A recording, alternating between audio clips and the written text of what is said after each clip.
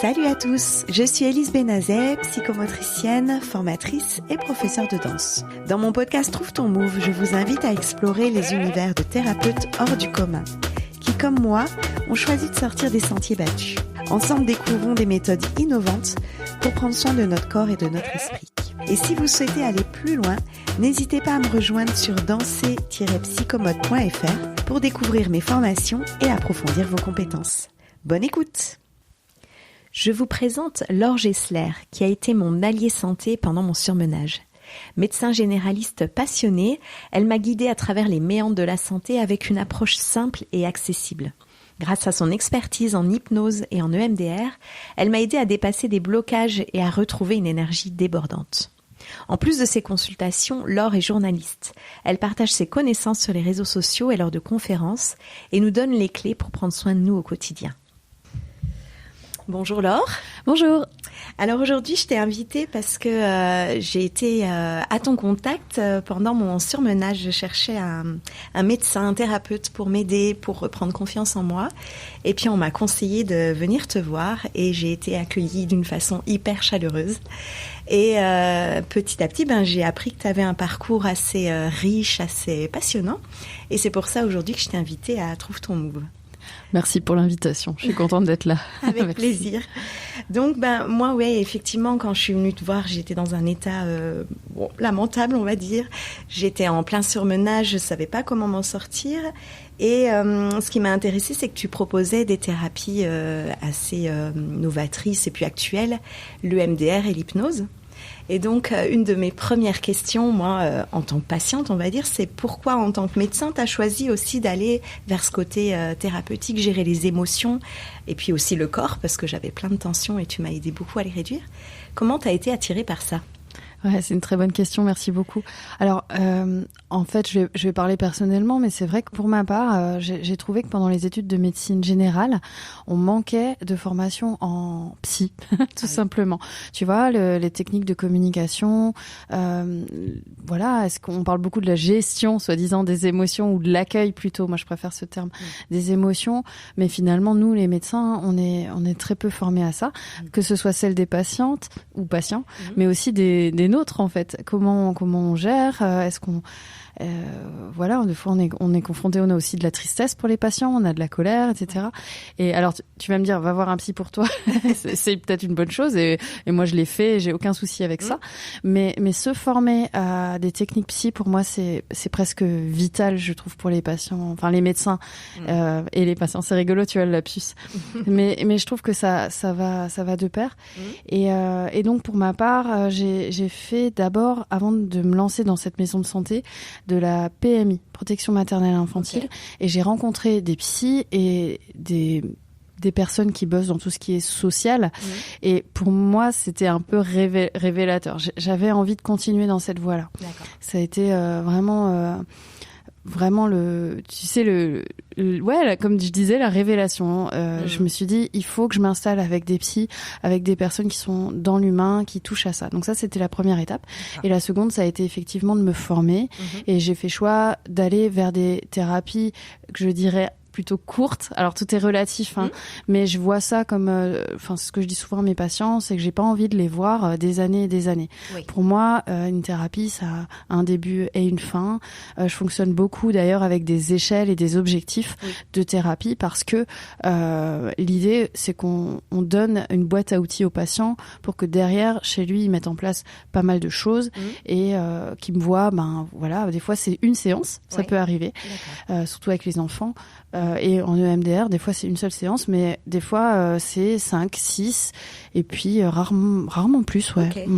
Et donc tu es allée te former en EMDR peut-être en France Oui, tout à fait. Alors j'ai regardé, il y a plusieurs formations, mais celle que j'ai choisie, c'est celle de l'Institut Utile qui forme les soignants. Et ça, pour moi, c'était important aussi. Voilà, qu'on parle du milieu, de l'hôpital, etc. C'est très particulier. Et oui, c'est vrai que la prise en charge du psychotrauma, pour moi, c'était aussi important. Et le MDR, ça fait partie et l'hypnose d'ailleurs, ça fait partie aussi des outils qu'on peut avoir pour soigner le psychotrauma. Et faut savoir, j'en parle de plus en plus, j'ai pas osé en parler pendant longtemps, mais ce qui m'a fait découvrir le MDR, tu sais, c'est une histoire perso autour d'un de mes accouchements que j'ai trouvé compliqué et qui, avec le recul, va très très bien, je vous rassure. Mais voilà, c'est une amie au bout d'1 an qui me dit: Laure, tu me parles toujours de ton accouchement, ça va pas, il y a un truc qui va pas avec ton accouchement, c'est bizarre. Et j'ai décidé de consulter et en 2 séances chez une dame, ça s'est réglé. Et comme quoi, vous voyez, des fois, j'aime bien le dire maintenant parce que je me dis, il faut pas croire d'ailleurs que le médecin ou le thérapeute, il a une vie parfaite, quoi que ce soit. Des fois aussi, on a des petites casseroles ou des plus grosses et on se prend en main. Et ces techniques, elles fonctionnent et c'est royal. Donc c'est parce que tu l'as expérimenté, que tu t'y es intéressée. Entre autres, ok. Je savais que ça fonctionnait parce que, on commence à le savoir, tu sais, ou l'hypnose, par exemple, ça a un pied à l'hôpital, on s'en sort en cancérologie, en anesthésie, grâce à ça, les patients ont des fois moins de traitement parce que ils sont hypnotisés. Donc, je trouve qu'on fait des choses miraculeuses. Alors, j'aime pas, j'utilise ce terme-là. C'est vrai que c'est des médecines parallèles. J'insiste bien sur le fait que c'est pas reconnu encore, malheureusement. C'est ça le paradoxe, parce que s'il y a quand même un pied à l'hôpital, mais c'est pas reconnu scientifiquement. Voilà, contrairement à d'autres. Mais moi j'aime bien le pratiquer et je suis contente de ça. D'accord. Donc tu t'es formée assez rapidement, ça a pris beaucoup de temps pour toi, c'est sur des week-ends j'imagine? Non, c'est des semaines tout au long de l'année pendant 3 ans.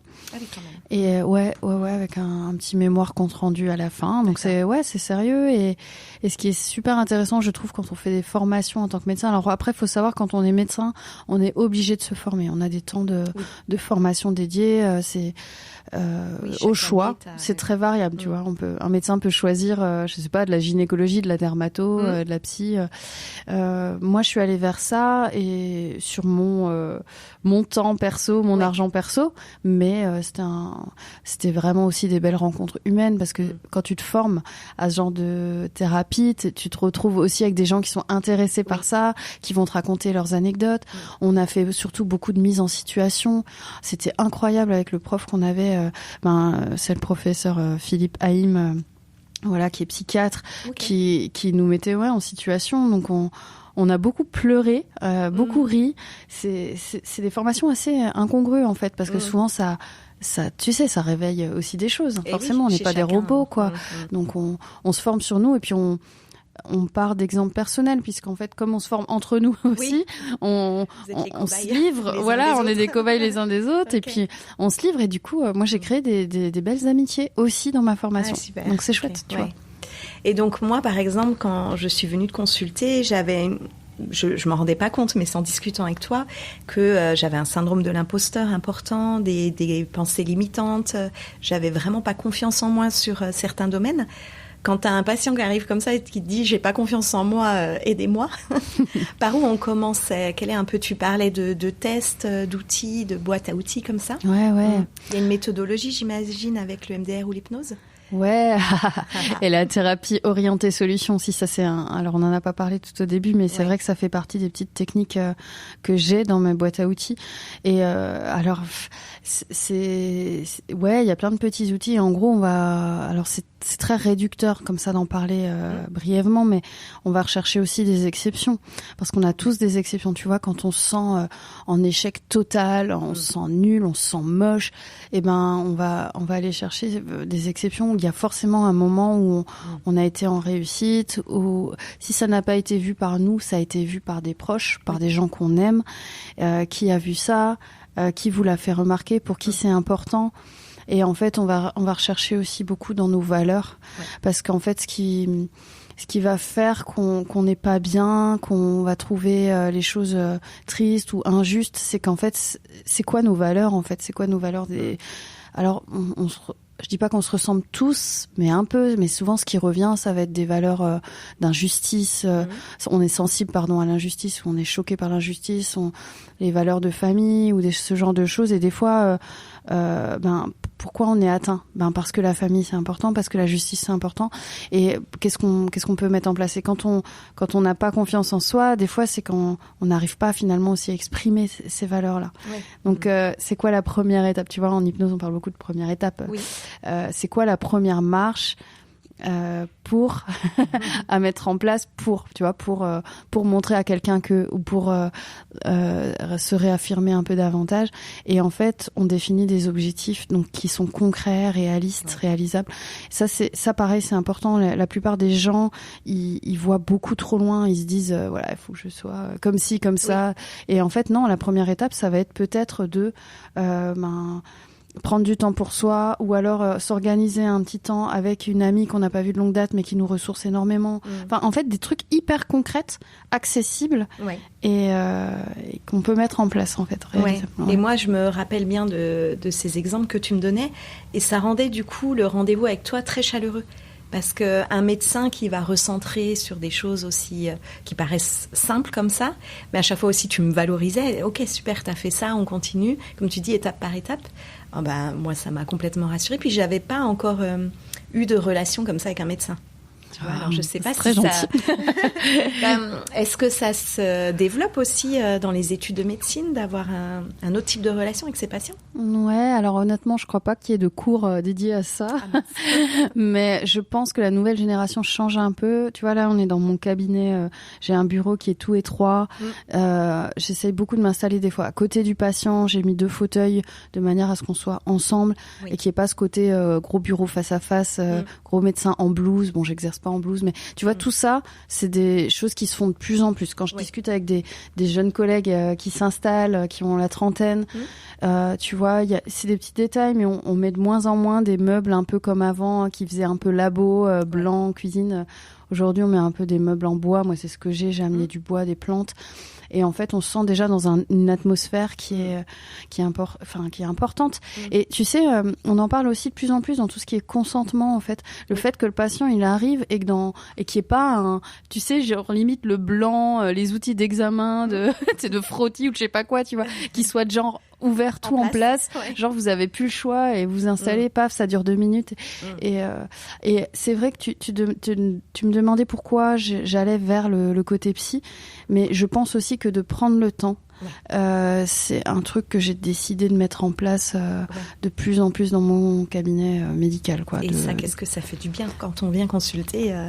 On sait qu'on va pouvoir développer, on va être entendu, qu'il n'y a pas un stress à parler juste d'un sujet, puis c'est tout, tu vois. Donc, Et ça, t'arrives à le faire au quotidien, parce qu'il y a un côté stressant pour tenir le timing. Ouais, alors j'arrive. Donc j'ai dispatché mon emploi du temps avec des consultes plutôt orientées psy, qui sont plus longues et qui me permettent vraiment de prendre le temps avec le patient. Après, j'ai gardé des consultes de médecine générale qui sont de 20 minutes. Voilà, c'est à peu près la moyenne de ce que prennent les médecins en termes de temps, mais c'est vrai que je trouve que c'est toujours trop court. Alors évidemment, pour certaines choses, le patient pressé qui a un petit souci, pas grand-chose, ça sera relativement long. Mais finalement, la plupart des gens, t'as envie de développer comment vont les enfants, qu'est-ce que vous mettez en place, et le boulot. Alors qu'en fait, la personne va venir pour un mal de dos ou un truc, et puis en fait, t'as envie de comprendre et d'aller plus loin, et ça prend pas 20 minutes parce que... C'est frustrant. C'est là où ça ressemble à la psychomote, où on prend les personnes dans la globalité. Et j'ai aimé ce genre d'accueil aussi avec toi. C'est que tu cherches à comprendre, comme tu dis, qu'est-ce qu'il y a derrière les symptômes. Ouais, c'est dur parce que le système, je trouve, il nous aide pas à aller vers, tu vois, cette médecine holistique. On a tendance à devoir aller vers juste un symptôme et puis vous reviendrez. Et c'est un peu frustrant. J'avoue, c'est un peu frustrant. Les actes. Ouais, mais bon. Après, c'est peut-être un tout aussi, peut-être que déjà juste d'ouvrir la parole ou d'arriver à brancher la personne sur réfléchissez à ça, au moins déjà c'est un premier pas. Moi c'est comme ça que je le vois, quoi.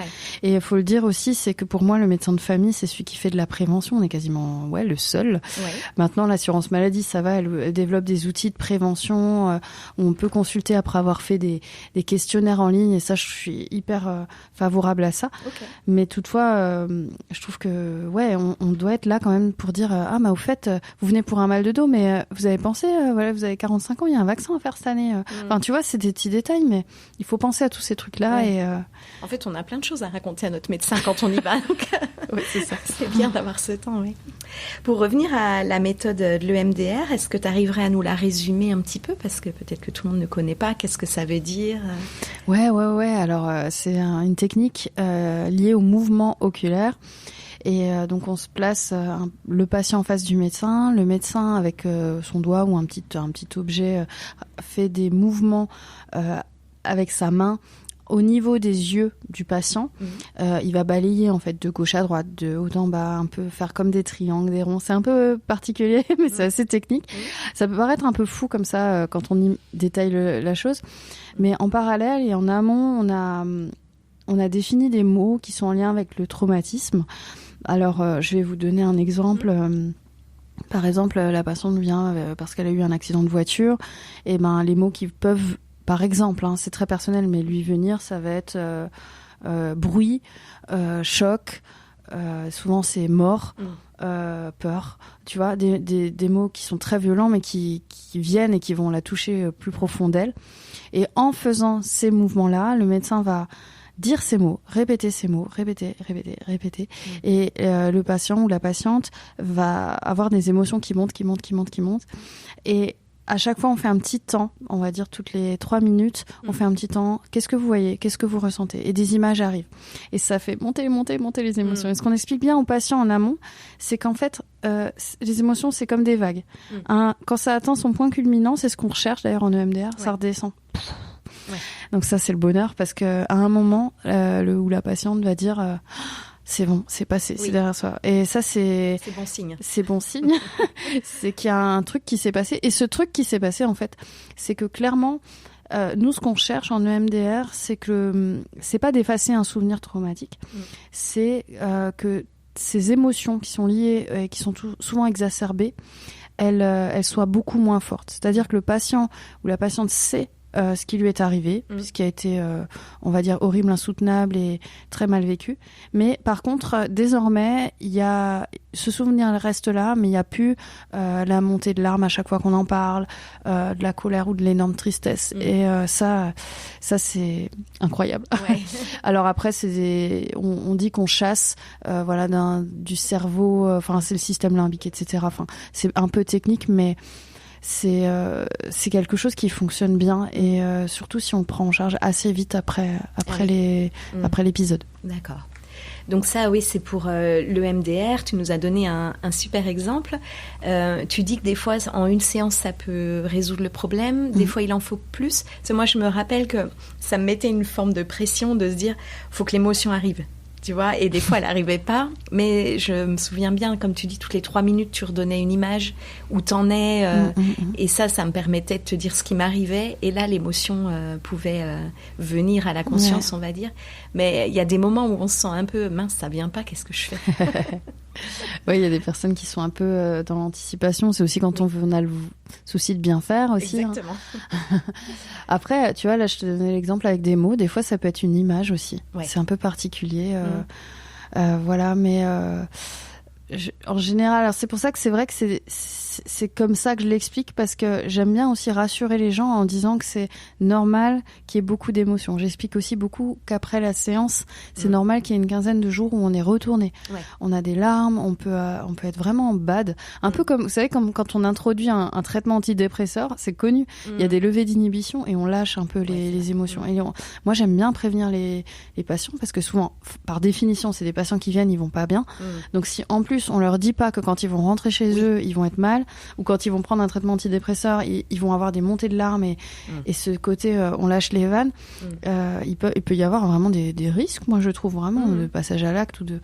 Alors moi j'informe et je rappelle souvent, je fais un rendez-vous 15 jours après, je passe un petit coup de fil et je demande comment ça va, comment est le sommeil, etc. Ouais, c'est important. Ok. Bon, en tout cas, moi, ça a été efficace pour plusieurs sujets. Et puis, tu m'as aussi proposé l'hypnose. Donc, comment tu switches, comment tu proposes à tes patients l'un ou l'autre? Tu sais, un petit peu selon les cas. Ouais. Mais tu vois, c'est une boîte à outils. Des fois, je leur laisse le choix. Ouais. Mais je dis pas, pour le coup, en hypnose, je dis pas toujours toute ma boîte à outils. Mais il y en a plein, en fait, en hypnose. Donc, on met... la personne en état de conscience modifié, c'est ça le terme, hein. C'est-à-dire que la personne, elle est assise en face de moi, elle sait qu'on est dans un cabinet médical, elle sait que c'est ma voix, voilà, je la rassure, je lui explique bien que c'est pas de l'hypnose spectacle, on va pas la ridiculiser, il va rien se passer de particulier, si ce n'est que en général, elle va fermer ses yeux et se retrouver dans cet état de conscience modifié. Ça peut être un lieu hyper agréable pour amener une sorte d'apaisement, de détachement chez des personnes qui seraient par exemple très stressées, très anxieuses. De ce qu'on appelle aussi le lieu sûr. C'est une technique que je trouve intéressante. Mais après, il y a pas mal d'autres techniques. Il y a le fait d'amener, tu vois, par exemple en traumatisme où on peut amener de la couleur, il y a une technique de la salle de cinéma, la personne on la met dans une salle de cinéma et on lui fait revivre une scène, mais en jouant sur la couleur du film, la vitesse à laquelle ça s'est passé. On peut lui faire regarder le film depuis le haut, de manière à ce que ce soit avec beaucoup plus de distance. On peut ajouter un personnage qui serait rassurant. Tu vois, typiquement, s'il y a une personne qui a subi une agression, souvent, tu sais, ce qui fait trauma, c'est qu'on se sent, pas reconnu par les personnes qui sont censées donner de la sécurité. Alors, je m'exprime un peu par des exemples. Je sais pas, on subit une agression physique, et puis on va le dire à notre mère ou à des flics, et puis mais t'aurais pas dû t'habiller comme ça, mais je t'avais prévenu, ou un truc hyper violent, et en fait c'est ça qui va faire trauma. Ça va être ces derniers éléments. Et nous en hypnose, on va travailler sur la sécurité à ce moment-là. Alors on va pas jouer sur le trauma il est là, je veux dire directement, mais par contre indirectement, on peut peut-être dire quelle aurait été la personne qui aurait pu être la ressource, non pas pour culpabiliser, mais pour en hypnose peut-être faire venir une meilleure amie, quelqu'un qui te donne la main, quelqu'un qui a une main. Moi j'aime bien la technique de la main sur l'épaule. Tu poses une main sur l'épaule toi-même en tant que médecin, et puis la personne ressent peut-être un proche ou quelqu'un qui aurait pu être là au moment du trauma. D'accord, le soutien par les symboles, par l'image. Par l'image. Mais c'est assez fou, hein, ça peut paraître complètement fou, mais perché, mais ça fonctionne. Voilà. Après, je veux pas. Comment dire je pense aussi qu'il faut adhérer avec ce genre de pratique. Si ça fonctionnait pour toi ou si ça fonctionne avec certains patients, c'est que à un moment, ils se sont dit je m'en remets au médecin, je lui fais confiance, je pense que ça peut fonctionner et je me lance. Il faut pas être totalement en se disant c'est pas du tout pour moi, je me braque, je reste à concentration, parce que auquel cas, alors notre formateur nous disait ça finit toujours par marcher. Mais moi je pense que c'est pour le coup, quand on est totalement pas réceptif, ça peut être très très long. Et moi je le vois par exemple avec des ados, je leur demande s'ils viennent d'eux-mêmes, si c'est pas les parents qui ont pris rendez-vous, et je leur dis souvent tu viens quand c'est toi qui prends rendez-vous, tu demandes. Pour moi c'est hyper important. Il y a un côté, faut avoir vraiment envie aussi. Et puis un lâcher prise. Enfin, moi, je me rappelle, tu as pris beaucoup de temps pour plusieurs séances pour discuter avec moi. J'ai dit, mais quand est-ce qu'on commence? Et en fait, tu as pris plein de notes et tu as ressorti des sujets, des mots après que tu as travaillé en séance. Et il y a une technique, tu vois, on n'en parle pas assez, mais c'est l'hypnose conversationnelle. Tu vois, c'est qu'en fait. Bravo! Non, mais il y a la thérapie orientée solution, on discute. Clairement, c'est de la discussion. Il y a vraiment c'est des termes un peu techniques, mais j'ai même des fiches dans mon ordinateur sur les questions qu'il faut que je pose, comment je les oriente. Tu vois, je te parlais des valeurs, des choses, où tu te dis, mais l'humanité devrait fonctionner comme ça. Pourquoi ça se passe comme ça pour moi? Tu vois, c'est presque. Et alors des fois, j'ai un coup d'œil comme ça à droite, je regarde mon ordi, et je me dis, là, il faut que je dise ça. Je voyais bien, mais ce qui était génial pour moi en tant que patiente, c'est qu'il y avait un fil rouge. Elle n'a pas oublié ce que je lui ai dit il y a 3 mois. Elle s'en sert et elle a capté que c'était important pour moi. En fait, c'est hyper rassurant. Et c'est à la fin que j'ai compris tout le cheminement, tous tes outils, tu vois. Mais c'est pertinent, donc oui, ça marche bien. Est-ce que tu arriverais à expliquer pourquoi le cerveau, c'est peut-être un peu dur comme question, mais est sensible comme ça aux images, aux symboles? Tu vois, dans l'hypnose, tu m'avais fait travailler énormément sur des lieux, des images, descendre des escaliers, me retrouver à un endroit, imaginer la chaleur, la lumière, les personnes, comme tu dis. Pourquoi ça marche aussi bien? Pourquoi le cerveau humain, il est réceptif, c'est ça? Ouais, le cerveau est très réceptif. Et puis, il y a beaucoup de choses qui nous échappent, en fait. Tu vois, on va peut-être avoir l'impression que le médecin, il parle. Mais en fait, au bout de la conversation, finalement, moi, je ralentis aussi le débit. Je mets en place, comme tu disais, une atmosphère. Je joue beaucoup sur les sensations. Et ouais, le cerveau, il est sensible à ça, au climat, à ce qu'on va ressentir sur nos corps. Tu vois, si on est dans un lieu un peu hyper chaud, tu vois, genre t'es à la plage, là on est en train d'enregistrer, il fait -10. Mais quand t'as justement ce décalage-là, tu vois, ouais, le cerveau, il arrive à faire en sorte qu'on ressent tu vois, c'est toute une ambiance. Ouais, les sensations, tu vois. Et on peut même jouer sur le goût, le dégoût. Ça, dans l'arrêt du tabac, ça marche bien. Typiquement, tu vois, ça va être je fume une clope, mais par contre, quand je fume, c'est horrible. Tu vois, et ça, c'est incroyable. Alors, est-ce que je sais bien l'expliquer? Non. Clairement, non. Voilà, okay. Ça me dépasse un peu. Mais ce que je sais, c'est que ouais, on va jouer vraiment sur les cerveaux archaïques, tu vois, des choses qui... Et comme je disais, dans le sens où ça nous dépasse, c'est qu'on n'a pas trop forcément de contrôle là-dessus. Alors le médecin, le thérapeute, il suit bien, on regarde, on est là, tu vois. Mais c'est le patient, il va se laisser guider et derrière, nous, on est dans le contrôle. On part pas avec vous, on n'est pas en mode... on sait vers quoi on vous emmène. On est très...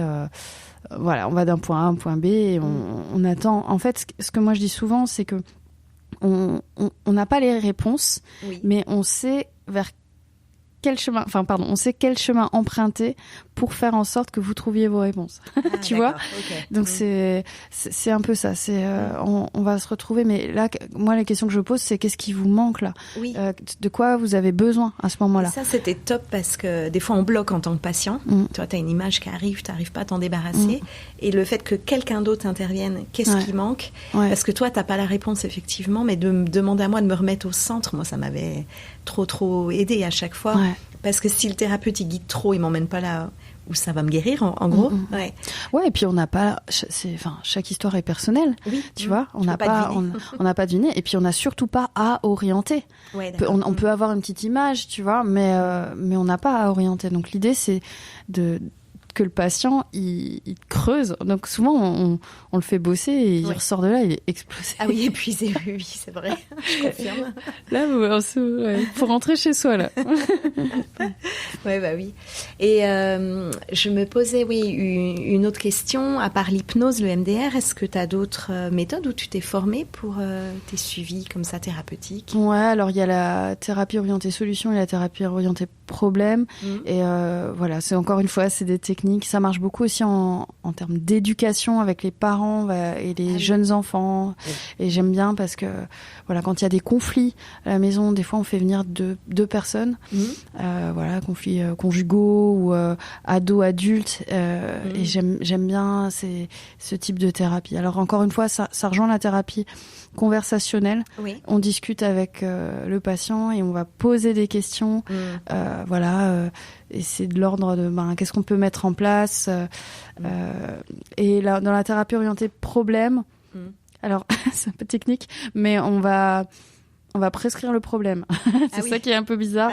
C'est que, tu vois, un enfant qui a besoin de, je sais pas, par exemple, d'aller tout seul à l'école le matin, mais c'est compliqué parce que la mère ne veut pas, parce qu'elle a peur pour sa sécurité, et on va essayer de trouver un peu ce juste milieu et on va dire, ok, t'as droit à tes libertés, mais comment on cadre? Enfin voilà, c'est très réducteur, je m'excuse. En réalité, c'est bien plus complexe que ça.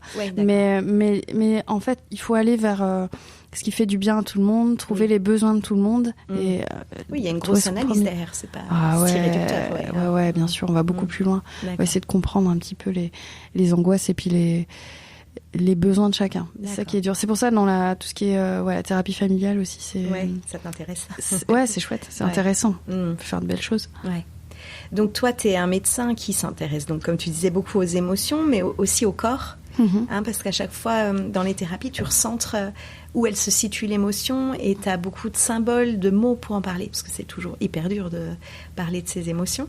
C'est en te formant à ces méthodes que tu as pu développer ça. Parce que dans la médecine, globalement, on n'en parle pas de ce lien corps-émotion, si. Pas trop. Pas trop, d'accord. Pas trop, à part si en psychosomatique, tu vois, quand... Voilà, on a quand même beaucoup de maladies psychosomatiques, donc on en parle, mais c'est malheureusement un peu... pas toujours bien vu, et j'aime bien aussi dire aux gens que quand les douleurs sont là, elles s'expriment, quoi. Elles sont là, il faut les prendre au sérieux. Alors même si c'est lié au psycho, quoi, tu vois, peu importe. Peu importe à quoi c'est dû, en fait. Est-ce qu'on est tombé ou est-ce qu'on n'a pas bien, on n'est pas bien.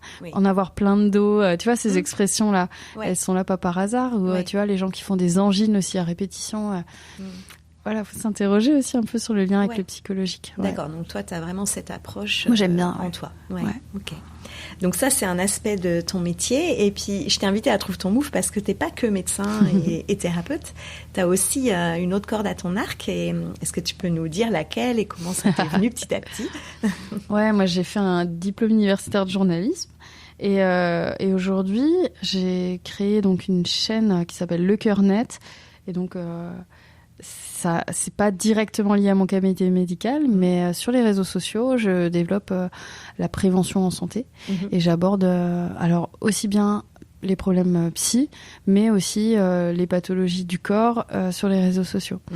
Donc c'est bien, ça fédère maintenant pas mal de monde. Là, je crois qu'on est 280 000, quelque chose comme ça, tout réseau confondu, et ça m'a ouvert des portes à certains médias, et ça c'est chouette parce que moi, j'ai vraiment l'impression d'aborder mon métier, mais différemment. Tu vois, c'est une autre, comme tu disais, une corde à mon arc. Mais c'est chouette. Je le vois pas comme quelque chose de complètement différent. Tu vois, je le vois plus comme de l'éducation à la santé ou une expertise parfois, quand on me demande d'intervenir sur une table ronde. Et ça, je trouve ça très chouette. D'accord. Donc, tu es obligé, du coup, de partager ton temps entre tes consultes et le journalisme, on va dire. Et la com. J'ai réduit aussi mon temps de travail. Mais c'est ce qui fait, tu disais, tu prends le temps avec les patients, mais je pense aussi que c'est ma façon de travailler qui me convient maintenant et que j'ai réussi à trouver. C'est-à-dire que j'ai quand même 2 journées par semaine que je dédie maintenant à l'écriture, soit de vidéos ou à des tournages ou à ce genre de choses. Et 3 jours par semaine où je suis dédiée à mes patients. D'accord. Et le fait d'avoir pu alterner comme ça de l'un à l'autre, j'ai l'impression, en tout cas personnellement, que quand je suis à mon cabinet médical ou quand je suis avec mes patients, j'ai clairement envie d'être là. Je suis hyper contente de les voir et j'ai la banane quand je viens. Enfin, franchement, c'est vrai. Hein. Mais j'ai pas envie d'être blasée en allant au boulot. Je sais aussi, par mon métier, que pas mal de gens sont dans une routine, et malheureusement aussi pas mal de gens n'ont pas le choix, c'est comme ça. Et du coup, c'est vrai que j'ai eu cette chance de pouvoir aussi façonner mon métier. Mais bon, par contre, c'est vrai que je travaille énormément. Je suis tout le temps en train de travailler. J'essaye de faire un switch de l'un à l'autre. Et je gère aussi ma petite vie familiale parce que j'ai 3 enfants. Donc tu vois, je m'arrête pas. Je prends peu de temps et pas assez de temps pour moi certainement, mais c'est pas grave parce que ce rythme-là m'enrichit beaucoup. Ouais, d'accord, ça. Parce que tu dis, il y en a qui n'ont pas le choix. J'ai eu de la chance, mais en fait non, tu t'es hyper organisée, j'ai l'impression, pour arriver à faire tout ça. J'ai un agenda, vous verriez la gueule de l'agenda, c'est dingue. Mais T'as réfléchi, on sent derrière. J'ai beaucoup réfléchi. Pour atteindre cette vie professionnelle qui te convient, qui te plaît. Mais c'est vrai que dans mes études de médecine, ou en me lançant dans les études de médecine, j'aurais jamais imaginé qu'aujourd'hui, je travaille de cette façon-là. Pas du tout. C'est original. C'est clairement original. Mais j'accepte aussi cette originalité. J'ai peut-être dans ces qualités qui m'ont permis d'en arriver là, c'est que j'ai pas peur de me tromper, de faire des erreurs ou de me lancer. Mais je souligne que j'ai quand même de la chance. Parce que j'ai un conjoint qui m'a aussi soutenue quand je suis allée faire toutes ces formations-là à Paris ou à Nantes. J'ai quand même quelqu'un qui gérait la famille et qui a accepté de pallier aussi à ça. Et on peut trouver ça normal, mais quand même, c'est de la chance parce que c'est pas le cas pour tout le monde. Je le constate et je le dis aussi, je pense que c'est important. Après, il y a du travail. Donc, il y a un mélange de plein de choses. Oui, c'est ça. Voilà. Et puis, c'est comme ça que je veux élever aussi mes enfants. Je veux leur montrer que le travail, c'est important, mais aussi qu'il faut pas avoir peur. Et je trouve que la peur dans la vie, elle est limitante. Oui. Il y a plein de gens qui ont peur de créer des podcasts, qui ont peur de changer de boulot, qui ont peur de faire des formations parce qu'ils se disent que ils ont passé l'âge en fait toutes les raisons vont être les bonnes. J'ai passé l'âge, c'est cher, qu'est-ce qu'on va dire de moi, je vais pas être bon. Et en fait moi toutes ces questions-là je me les ai su poser. Et puis au bout d'un moment je me suis dit finalement écoute je vais tenter et puis on verra bien. Aujourd'hui j'en suis contente. T'as eu des obstacles, un syndrome de l'imposteur, bien sûr, la peur que tu sois jugée par tes collègues ou bien par sûr. l'ordre des médecins. Enfin je sais qu'il y a beaucoup de contraintes aussi avec ce métier-là. C'est très juste. Et donc j'ai d'abord rencontré l'ordre des médecins pour leur expliquer que j'allais créer une chaîne et ils ont été favorables à ça. Donc ça j'étais très contente. Par contre c'est vrai qu'au départ quand tu dis aux gens écoutez j'ai créé un compte TikTok pour faire des vidéos pour des jeunes ou Instagram gna gna gna, et on t'imagine en train de danser faire le zouave et faire nimp, et en réalité tu sais ce qui est arrivé, c'est qu'il y a une petite année j'ai eu un prix de l'Académie de médecine. Et donc je me suis retrouvée à l'académie avec mes 2 parents qui sont pas médecins, il y a pas de médecin dans ma famille. Et mon mari, et on était super fiers parce que l'idée c'était de récompenser ce travail sur les réseaux sociaux qui en fait est bénéfique parce qu'en fait le message que je vais donner à une personne en face à face, il est très important évidemment, mais par les réseaux sociaux, on va toucher 1000, 2000, 100 000. J'ai des vidéos qui sont vues par des millions de personnes. Et on se dit, si sur ce million de personnes, il y en a quelques-uns que ça va vraiment toucher, chez qui ça va induire un changement, c'est gagné. Tu vois. Pas juste une chorégraphie sur TikTok. C'est pas juste une chorégraphie. Et la preuve en est qu'aujourd'hui, là, je travaille avec le gouvernement pour tout ce qui est addiction et l'assurance maladie, là, depuis peu, pour toucher les 18-25 ans. Et ça, pour moi, c'est une vraie fierté, quoi. Ah oui, je comprends. Donc là, tu sens que ton métier et de journaliste et de médecin, il a du sens. Enfin, tes métiers ont du sens, liés les uns aux autres. Ouais, t'as réussi à faire un beau mélange. Ouais, je pense. En tout cas, pour le moment, j'aime bien cette façon de fonctionner. Ouais. Et je suis sûre que tu as d'autres projets en tête. Parce que tu peux pas t'arrêter là. Une idée en donne une autre. Enfin, moi, c'est ce qui arrive là avec ma reconversion professionnelle. Alors, vas-y, dis-nous. Alors, moi, j'ai été donc psychomote. Je suis partie prof de danse et puis formatrice. Et puis, plus tu te formes à ces nouveaux métiers, plus tu peux faire des liens. Plus tu te dis, ok, je vais lancer un podcast pour en parler. Je vais utiliser la musique aussi pour l'expression corporelle, pour l'éveil psychomoteur. Et du coup, petit à petit, je crée de plus en plus de formations. Tu vois, c'était pas donné d'emblée que j'allais faire tout ça. Donc voilà, vers quoi toi tu tends? C'est très riche. Je cherche pas vraiment à changer le fond, parce que le fond, il reste le même. Il reste de rester dans ma position de médecin, de garder ce lien direct avec mes patients, parce que ça, ça me fait trop de bien en plus. Ça aussi, je le dis beaucoup, c'est que faut pas croire, on aide les gens mais on reçoit beaucoup, donc c'est aussi bien, même si c'est un peu fatigant. Par contre, peut-être dans le côté journalistique, je vais peut-être développer davantage tout ce qui est chaîne santé. J'aime bien, moi je fais de temps en temps des formations en entreprise et tout ce qui est formation table ronde, ça j'apprécie beaucoup.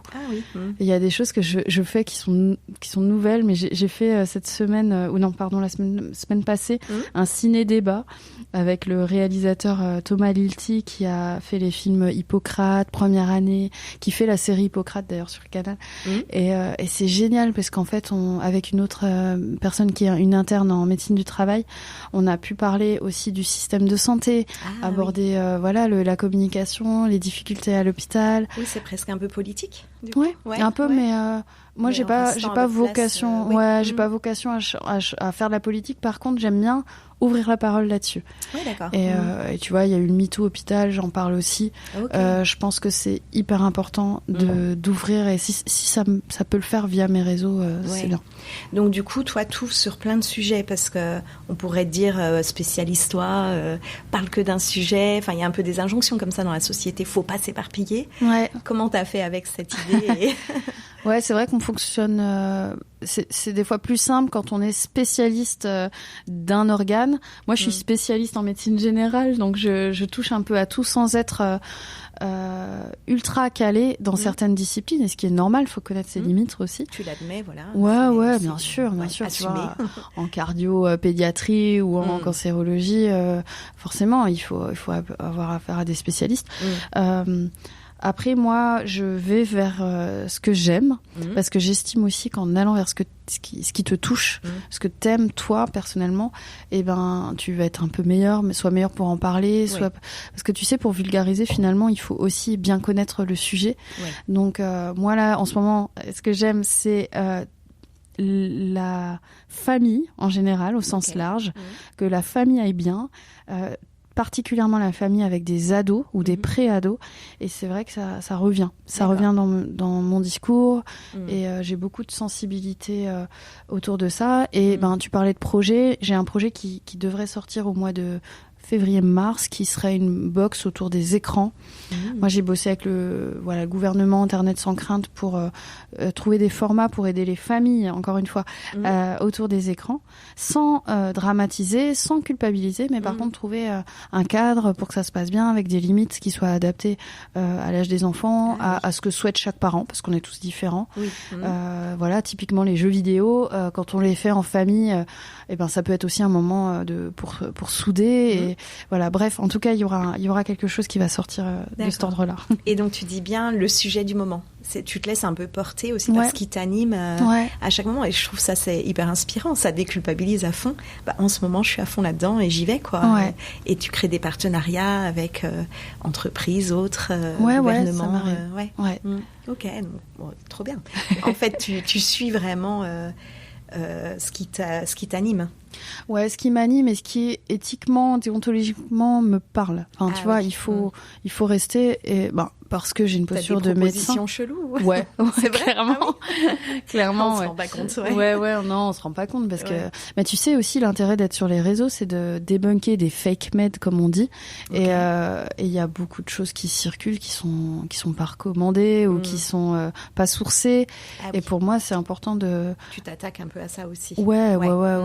Qu'on vous vende pas entre guillemets des oreillers pour mieux dormir, alors qu'en fait c'est pas ça qui va aider. C'est pas le sujet, hors sujet complètement. D'accord.